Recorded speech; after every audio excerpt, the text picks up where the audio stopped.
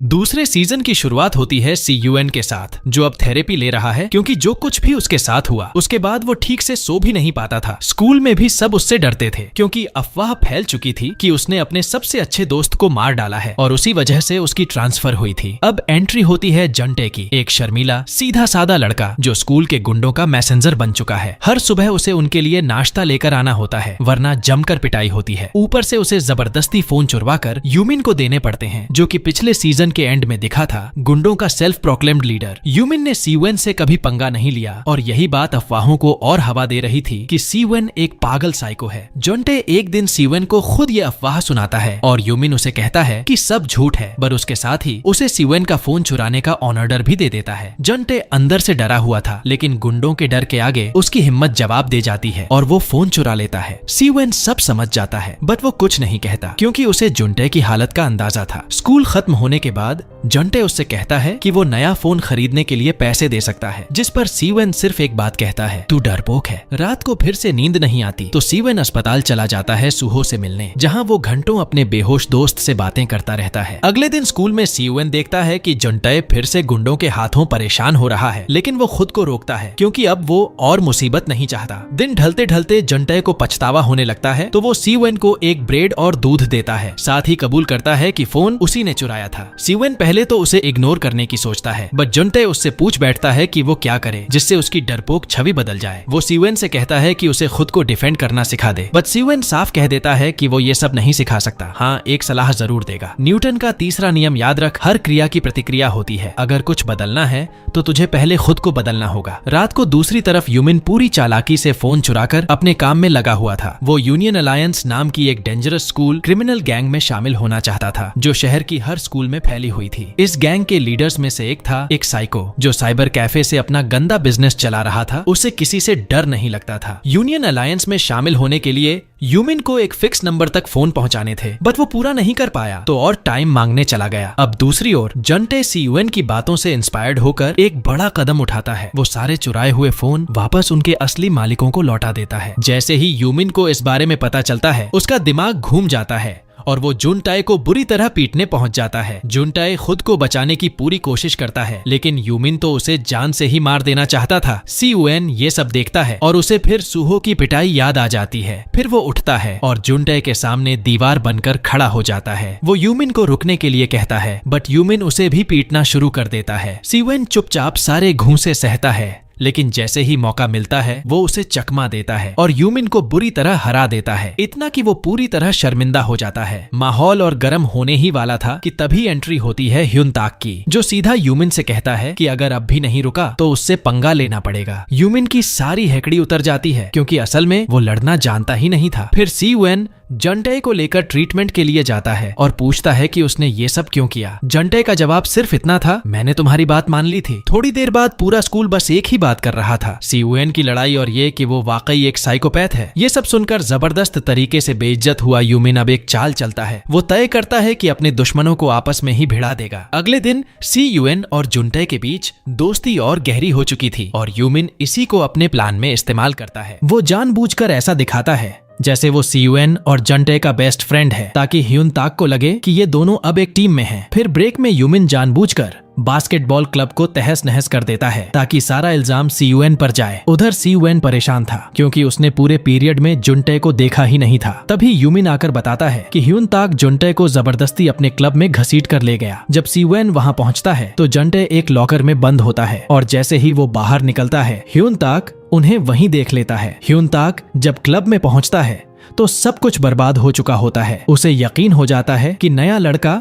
यानी सीयूएन पंगा लेने आया है। स्कूल खत्म होने के बाद जब वो गलियों में मिलते हैं, जुनटे सब कुछ समझाने की कोशिश करता है, लेकिन ह्युनताक कुछ सुनने को तैयार नहीं होता। सीयूएन उसे कहता है कि चलो एक ही बार में मार ले, खत्म कर दे ये ड्रामा। लेकिन तभी ह्युनताक कहता है कि उसे पता है कि सीयूएन कोई साइको नहीं है, न ही उसने किसी को मारा। उसने बस अपने बेस्ट फ्रेंड को कोमा में भेजा है। ये सुनते ही सीयूएन का दिमाग भड़क जाता है और वही सबसे पहले हमला करता है। लेकिन इससे पहले कि लड़ाई और ज्यादा भड़कती, यूमिन वहाँ आता है और खुलासा करता है कि ये सब उसी का प्लान था। सीयूएन और ह्युनताक दोनों को आपस में भिड़ाकर खत्म करने का। अब सीवेन और ह्युनताक मिलकर लड़ते हैं, लेकिन गुंडों की तादाद ज्यादा होती है और लगने लगता है कि अब तो बस हार ही बाकी है। तभी एंट्री होती है एक जबरदस्त हीरो की। रंग बिरंगे बालों वाला बाकू, स्कूल का सबसे तगड़ा लड़का। वो पहले ही स्कूल में फाइट्स और बदमाशी पर बैन लगा चुका था, लेकिन सस्पेंड होने के चलते गुंडे फिर से एक्टिव हो गए थे। आते ही वो यूमिन को एक जोरदार बॉल मारता है और सारे गुंडों की पिटाई कर देता है। फिर सबको साफ कह देता है, मैं वापस आ गया हूँ और अब से कोई भी लड़ाई नहीं होगी। इसके बाद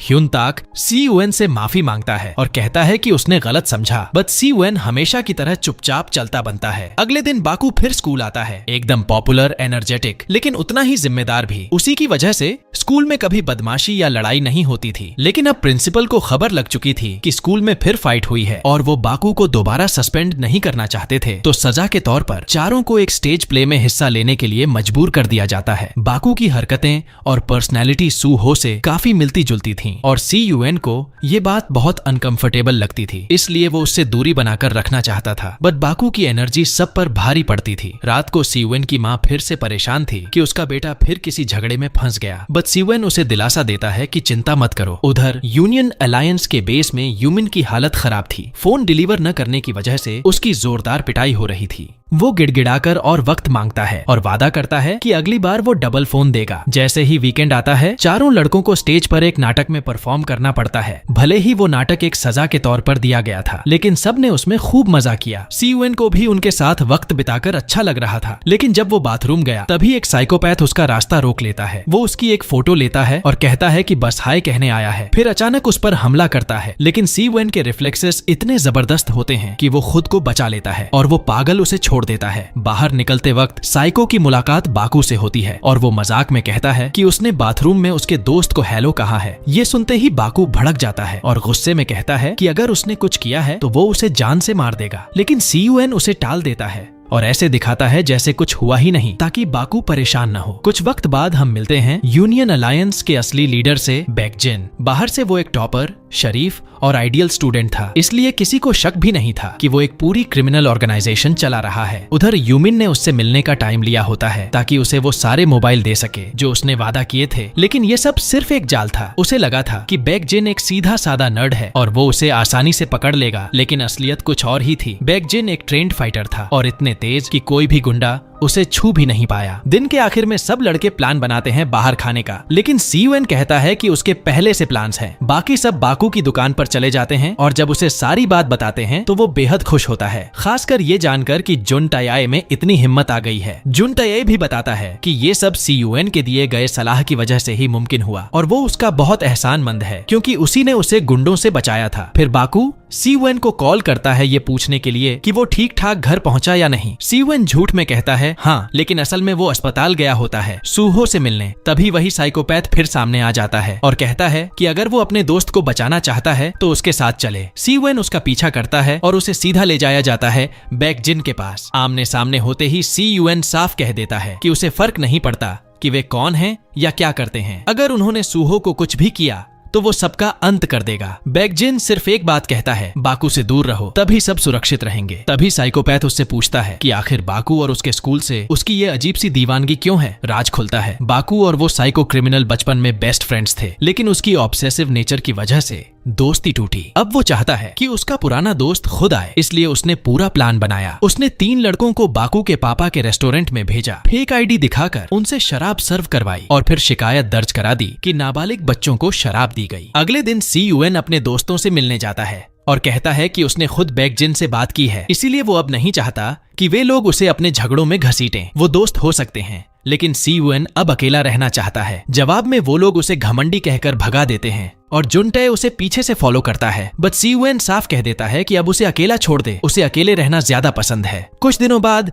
सीयूएन फिर से बिल्कुल अकेला हो गया था, बट एक बात पक्की थी, बैकजिन ने अपनी बात रखी थी। यूनियन अलायंस का कोई भी सदस्य अब सीयूएन के करीब नहीं आ रहा था, लेकिन एक दिन स्कूल के बाद बाकू थोड़ा आगे निकल जाता है और तभी यूनियन अलायंस के गुंडे मौके का फायदा उठाते हैं। पता चलता है कि वही साइकोपैथ पहले ह्युनताक को इतनी बुरी तरह मार चुका है कि वो जिंदगी भर के लिए घायल हो चुका है। इसीलिए ह्युनताक डरा हुआ था, बट फिर भी वो आगे बढ़ता है, उन गुंडों से भिड़ता है और जुनटे को भागने का मौका देता है। जुनटे बहुत तेज था और सही वक्त पर छुपने में कामयाब रहा, बट तभी वो सुन लेता है कुछ ऐसा जो उसे कंपा देता है। बैकजिन ने अब सीयुएन को भी खत्म करने का हुक्म दे दिया है। वो तुरंत सीयुएन को फोन करता है ताकि उसे वार्न कर सके, लेकिन ठीक उसी वक्त गुंडे जुनटे को घेर लेते हैं। उधर बाकू अपने पुराने दोस्त को ढूंढने निकल पड़ता है, उसे रोकने की गुहार लगाता है, लेकिन जवाब साफ होता है, मैं नहीं रुकूंगा जब तक तू खुद आकर यूनियन अलायंस में शामिल नहीं होता। फिर एक तीखी चेतावनी देता है, अपने दोस्तों की हिफाजत करना सीख ले। ये सुनकर बाकू फौरन अपने दोस्तों की तलाश में निकलता है, लेकिन जैसे ही वो स्कूल के बाहर पहुंचता है, वहाँ कुछ गुंडे उसका रास्ता रोक लेते हैं। सोचते हैं आज उसे सबक सिखा देंगे, लेकिन भाई साहब बाकू का जवाब सीधा था, धुलाई ऐसी दी कि सबका बुरा हाल कर दिया। दूसरी ओर ह्युनताक बुरी तरह पीटा जा रहा था। वो साइकोपैथ तो जैसे लोगों को मारने में मजा लेता था। तभी एंट्री होती है सीयुएन की। साइकोपैथ की आंखों में चमक आ जाती है। आखिरकार उसे सीयुएन पर हाथ उठाने का मौका मिल गया, लेकिन सीयुएन कोई आम लड़का नहीं था। जबरदस्त डिफेंस करता है और सीधे उसके पैर में चाकू घोंप देता है। भले ही सीयुएन ताकत में कम था, लेकिन हिम्मत पूरी थी। वो साइकोपैथ मानो पिटाई को एंजॉय कर रहा था। जब लगा कि सीयुएन अब हार जाएगा, तभी मौका देखकर उसे जोरदार हेडबट मारता है और वही झटके में साइकोपैथ सीधा जमीन पर ढेर। कुछ देर बाद बाकू वहां पहुंचता है, लेकिन उसी दौरान उसे बाकू की वो बात याद आती है, तू और मैं एक जैसे हैं। ह्युनताक मुझसे दोस्ती के चलते बुरी तरह मारा गया और उसकी स्पोर्ट्स करियर भी वहीं खत्म हो गई। उस दिन से मैंने तय किया, स्कूल में कोई और नहीं लड़ेगा। जब सीयुएन होश में आता है, उसे बताया जाता है कि पुलिस ने उस साइकोपैथ को पकड़ लिया है और बाकू उसका शुक्रिया अदा करता है कि उसने अपने दोस्त की जान बचाई। फिर वो वादा करता है अब ऐसा दोबारा नहीं होगा। उसी रात बाकू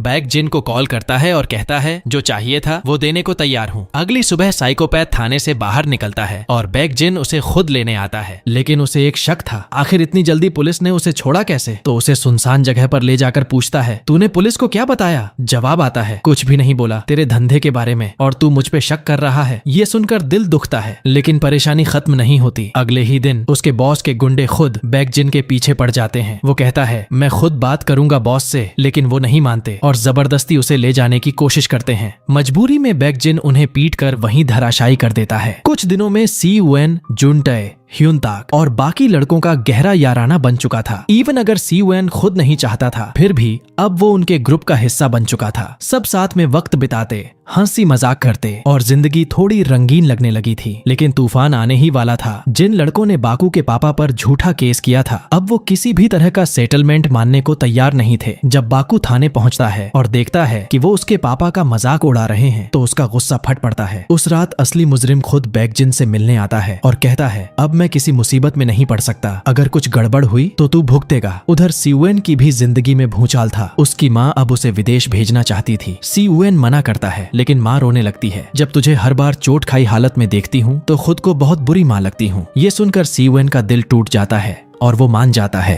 अब कुछ ही दिनों में वो देश छोड़कर विदेश पढ़ने जा रहा था। बाकू भी अंदर से टूट चुका था। वो फिर से बैकजिन के लिए काम नहीं करना चाहता था, लेकिन अगर अपने पापा को बचाना है तो उसे वही करना पड़ेगा। उसी रात उसका पहला टास्क होता है, दूसरे स्कूलों के लीडर्स को पकड़ो, उन्हें मारो और यूनियन अलायंस में शामिल होने के लिए मजबूर करो। कुछ दिन बाद सभी लड़के सीयुएन से मिलने जाते हैं। उन्हें पता चल चुका था कि वो देश छोड़ने वाला है, इसलिए आखिरी बार उससे मिलकर उसे अलविदा कहने आए हैं। फिर वो बाकू को भी कॉल करते हैं। उसे सीयुएन से खेलने के लिए बुलाया जाता है, लेकिन वो मना कर देता है। कहता है कि अब वो उसके लिए चिंता न करें। अगले दिन सीयुएन विदेश जाने ही वाला था, तभी जुनटे का कॉल आता है। वो कहता है मुझे पता है कि जो तेरे दोस्त के साथ हुआ वो तेरी गलती नहीं थी। ये सुनकर सीयुएन की आंखें भर आती हैं। उसे समझ आ जाता है कि ये लोग अब उसके सच्चे दोस्त हैं। वो फौरन अपनी माँ से कहता है मैं नहीं जाना चाहता, मुझे यहीं रहना है। अगले दिन जब वो स्कूल लौटता है, उसके दोस्त खुशी से झूम उठते हैं, क्योंकि अब सीयुएन उनके साथ ही रहेगा। लेकिन सीयुएन अंदर से परेशान था, क्योंकि बाकू अब यूनियन अलायंस का हिस्सा बन चुका था और उसकी कॉल्स तक का जवाब नहीं दे रहा था। उधर बाकू खुद भी अंदर से टूट रहा था। उसे वो काम बिल्कुल पसंद नहीं था, लेकिन उससे भी बड़ी तकलीफ ये थी कि उसने ही बैकजिन को फाइट करना सिखाया था और उसी की वजह से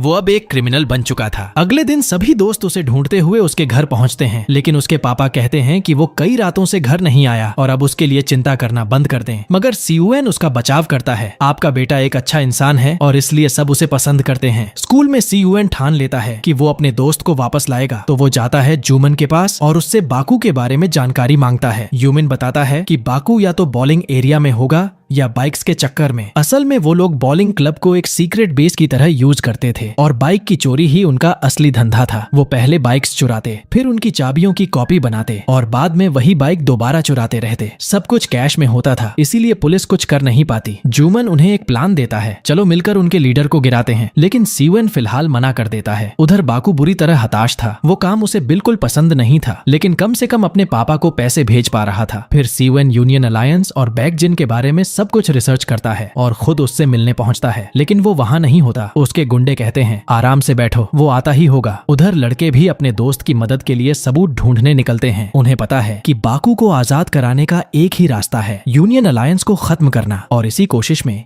वो पहुंचते हैं चोरी की गई बाइक्स के गोदाम तक। रात में बाकू को एक खास बाइक चोरी करने के लिए कहा जाता है। बैकजिन ने उसे धमकाया था, लेकिन तभी ह्यून ताक उसे कॉल करता है। जब बाकू कॉल नहीं उठाता तो बाकी दोस्त सीधे गोदाम में घुस जाते हैं, दस्तावेज ढूंढते हैं जिससे बैकजिन की सच्चाई सामने आ सके। लेकिन बैकजिन पहले ही सब समझ चुका था, तो वो खुद सीवन के पास आता है और कहता है तेरे लिए यही बेहतर है कि तू अब हमारे मामले में दखल न दे। और फिर धमकी देता है अगर अपने दोस्तों को बचाना है तो वक्त कम है। सीवन भागकर वहां जाना चाहता है, लेकिन बैकजिन उसे रोकता है, पहले मुझे हरा फिर जा। तभी एकदम सही वक्त पर बाकू आ जाता है। वो सीवन से कहता है तू जा, मैं सब संभाल लूंगा। सीवन उसे बताता है कि उसके दोस्त खतरे में हैं। बाकू कहता है तू पहले जा, मैं पीछे से आता हूँ। फिर वो बैकजिन के सामने खड़ा हो जाता है और साफ साफ कह देता है अब मैं तेरे लिए काम नहीं करूंगा और ना ही अब के बाद मुझसे कोई कांटेक्ट करेगा। अब से हमारे बीच कुछ भी नहीं है, जो भी रिश्ता था, जो भी यादें थीं, सब आज यहीं खत्म। उधर ह्यून ताक और जंटे चोरी की गई बाइक्स की लिस्ट ढूंढने में कामयाब हो जाते हैं, लेकिन निकलने से पहले ही वहां गुंडे आ धमकते हैं और एक भयंकर लड़ाई शुरू हो जाती है। गनीमत थी कि ह्यून ताक काफी ताकतवर था, वो कुछ देर के लिए समय निकाल लेता है, लेकिन आखिरकार एक गुंडा उसे हरा देता है। तभी उसका डरपोक दोस्त हिम्मत जुटाकर उसे बचाने के लिए सामने आता है और फिर दोनों मिलकर किसी तरह वहां से भाग निकलते हैं। वहीं दूसरी तरफ सीयूएन रास्ते में था, अपने दोस्तों के पास पहुंचने ही वाला था, लेकिन तभी हॉस्पिटल से कॉल आता है। बताया जाता है कि सूहो की हालत बहुत गंभीर है। सीयूएन समझ नहीं पा रहा कि वो अपने दोस्तों को बचाए या सूहो के पास जाए, लेकिन तभी अचानक एक ट्रक उसके सामने आ जाता है और फैसला उसके लिए हो जाता है। उधर उसके दोस्त अब तक बुरी तरह पीटे जा रहे थे, लेकिन शुक्र है बाकू वक्त पर पहुंचता है और गुंडों की जबरदस्त कुटाई करता है। एक गुंडा उसे लोहे की रॉड से मारने आता है, लेकिन सीवन एक ही पंच में उसका हेलमेट तोड़ देता है। गुस्से में वो एक गुंडे को जान से मारने ही वाला था कि तभी जंटे को कॉल आता है। उसे बताया जाता है कि सीवन हॉस्पिटल में एडमिट है। सीवन अब आईसीयू में था, उसकी माँ पूरी तरह टूटी हुई थी और सीवन एक अजीब से सपने में था जहाँ वो अपने दोस्तों के साथ बिताए लम्हों को दोबारा जी रहा था। वहाँ बियोम सियोक भी था जो बार बार कह रहा था कि सीवन की वजह से उसके दोस्त हमेशा घायल हो जाते हैं। सभी दोस्त बहुत परेशान थे, लेकिन सीवन की माँ उन्हें घर भेज देती है और कहती है कि अब उसके बेटे से दूर रहो। वो नहीं चाहती कि सीवन और किसी झगड़े में पड़े। अगले दिन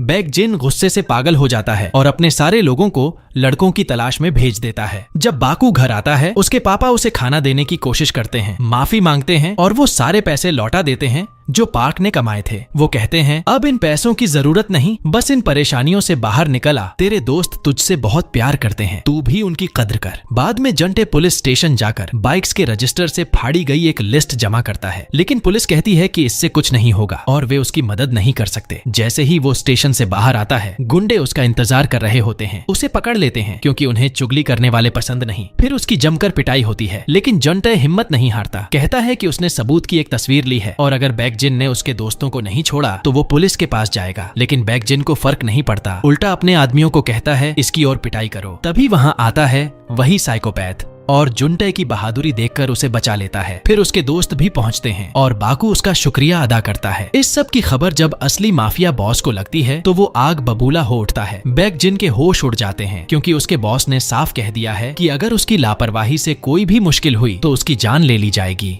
उधर जुंटे अपने दोस्तों को सब कुछ बताता है और दोस्त कहते हैं तू सच में पागल है। अगले दिन बाकू यूनियन अलायंस से तंग आ चुका होता है। वो बैकजिन के स्कूल जाता है और उसे एक स्कूल टू स्कूल फाइट का चैलेंज देता है। अगर बैकजिन जीत गया तो बाकू और उसका स्कूल यूनियन अलायंस का हिस्सा बनेंगे। स्कूल में सभी लड़कों को इस लड़ाई के लिए तैयार किया जाता है, लेकिन ज्यादातर लड़के पीछे हट जाते हैं क्योंकि यूनियन अलायंस बहुत ताकतवर था और संख्या में भी कई गुना ज्यादा। रात के अंधेरे में बाकू सीधा अस्पताल पहुंचता है सीवेन से मिलने, जहां उसकी मां माफी मांगते हुए बताती है कि उसे असल में ट्रक ने टक्कर नहीं मारी थी, ट्रक वक्त रहते रुक गया था, लेकिन सीवेन का शरीर इतना थक चुका था कि वो वहीं ढह गया और बेहोश हो गया। उस गहरी नींद में सीवेन अपने अंदर के डर और अंधेरे से लड़ रहा था। वहाँ बियोम-सियोक उसे चुनौती देता है, उसे चुनाव करना होगा और सीवेन अपने दोस्तों को चुनता है। बस यही फैसला उसे नींद से बाहर खींच लाता है। होश में आते ही उसकी पहली टेंशन सूहो थी, लेकिन जब वो हॉस्पिटल पहुंचा तो पता चला कि सूहो अब ठीक है, बस उसकी नब्ज थोड़ी अनस्टेबल थी। दोनों की बातचीत में ह्यून ताक कहता है कि वो तो भूल ही गया था कि सच्चे दोस्त होना कितना अच्छा लगता है। कुछ देर बाद सीवेन अपने पूरे ग्रुप से मिलता है। सबके चेहरे पर खुशी साफ दिख रही थी क्योंकि उनका दोस्त अब ठीक था। लेकिन कहानी यही नहीं रुकती, अब बारी थी उस तगड़ी लड़ाई की जो उनकी स्कूल की इज्जत से जुड़ी थी। अगले दिन सीवेन सबको समझाता है कि सीधे भिड़ना बेवकूफी होगी, पहले यूनियन अलायंस की ताकत को तोड़ना होगा, तभी जीत संभव है। इसी प्लान के तहत वो जाता है उस साइको को ढूंढने जो अब बैक जिन का दुश्मन बन चुका था। सीवेन उसे समझाता है कि अगर वो उसका साथ दे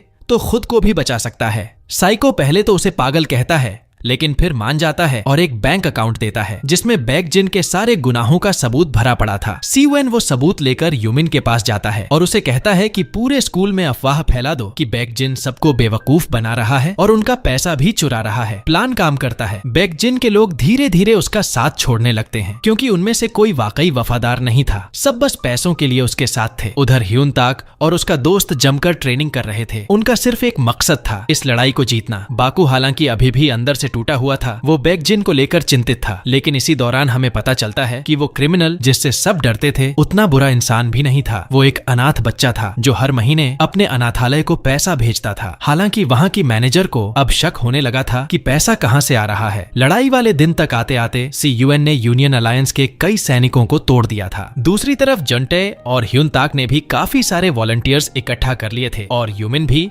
जबरदस्त बैकअप लेकर आया। तभी साइको सीयूएन को कॉल करता है और कहता है कि उसने सबूत वाला फोन ले लिया है, लेकिन जैसा कि उम्मीद थी आखिर में वो उसे धोखा दे देता है। उधर स्कूल में लड़ाई शुरू हो जाती है और सबको लगता है कि सीयूएन और बाकू साथ हैं, लेकिन सीयूएन नजर नहीं आता, ना ही उसका फोन लग रहा है। मजबूरन जंटे को भेजा जाता है उसे ढूंढने के लिए और बाकी सब यूनियन अलायंस से भिड़ जाते हैं। जब फाइट शुरू होती है तो हर एक स्टूडेंट अपना बेस्ट देता है, इवन वो नर्ड्स भी जो अब तक बस किताबों में डूबे रहते थे, लड़ने के लिए मैदान में उतर आते हैं क्योंकि बात अब उनकी स्कूल की थी। लेकिन सामने थे बैकजिन और बाकू जो किसी भी आम लड़के से कहीं ज्यादा ताकतवर थे। इसके बावजूद बाकी सभी लड़के डटकर लड़ते हैं और दिखा देते हैं कि वो किसी से कम नहीं। एक वक्त ऐसा आता है जब मैदान में सिर्फ 2 लोग रह जाते हैं। दूसरी तरफ सीवेन की आंख खुलती है। वो बंदी था एक दरिंदे के पास, लेकिन अब जाग चुका था। वो उसी वक्त उस गोरिल्ला जैसे कैप्टर से भिड़ जाता है। तभी जुनटे भी वहाँ पहुँचता है मदद करने, लेकिन वो गोरिल्ला अभी भी हार मानने को तैयार नहीं था। दोनों मिलकर उसका सामना करते हैं और आखिर में सीवेन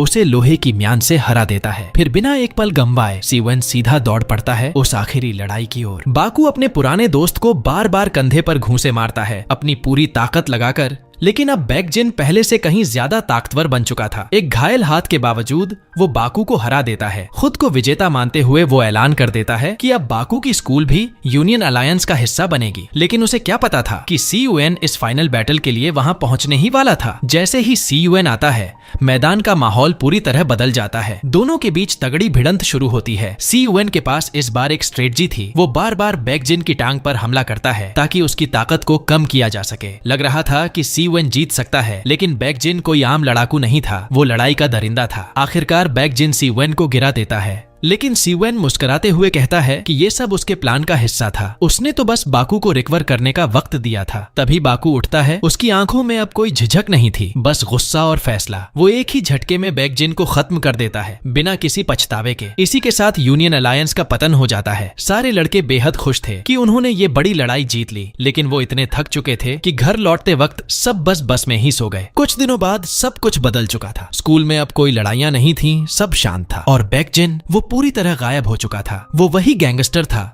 जिसने उसे हटवा दिया था। अब साइको उसे ढूंढ रहा था, लेकिन गैंगस्टर कहता है कि उसे देखा नहीं, बल्कि वो उसकी जगह खुद साइको को देने का ऑफर करता है। लेकिन साइको साफ मना कर देता है, कहता है कि इतना बोरिंग काम वो नहीं करेगा। कुछ वक्त बाद सीयूएन को कॉल आता है। खुशखबरी मिलती है कि सूहो अब होश में आ चुका है। जब दोनों की मुलाकात होती है, सूहो मुस्कुराते हुए कहता है कि उसे खुशी है कि सीयूएन को ऐसे सच्चे दोस्त मिल गए। और फिर आखिरी मोड़ में हमें दिखाया जाता है कि बैकजिन अब इस दुनिया में नहीं रहा। गैंगस्टर ने अपना वादा पूरा कर दिया था और यहीं खत्म होती है वीक हीरो क्लास 2 इंचेस की कहानी। तो बताओ दोस्तों, आपको ये सीरीज कैसी लगी? और अगर तुम्हें ये कहानी पसंद आई हो तो चैनल को जरूर सब्सक्राइब करो, बेल आइकन दबाओ ताकि कोई भी अगला वीडियो मिस न हो जाए। मैं यहाँ और भी जबरदस्त वीडियो डाल रहा हूँ जो तुम्हें जरूर पसंद आएंगे। तुम्हारा कीमती वक्त देने के लिए बहुत बहुत धन्यवाद। फिर मिलेंगे अगली कहानी में।